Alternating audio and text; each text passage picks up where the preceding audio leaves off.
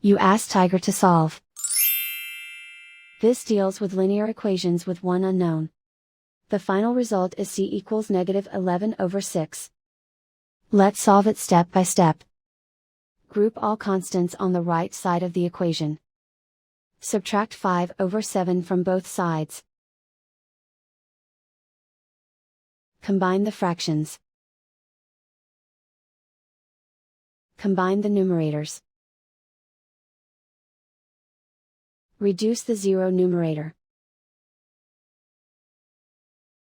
Simplify the arithmetic. Combine the fractions. Combine the numerators. Simplify the fraction. Isolate the c.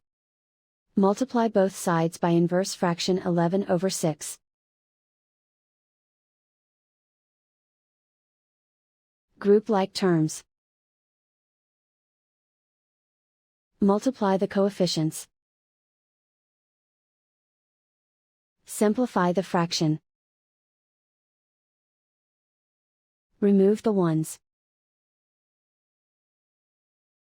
And so the final result is c equals -11/6.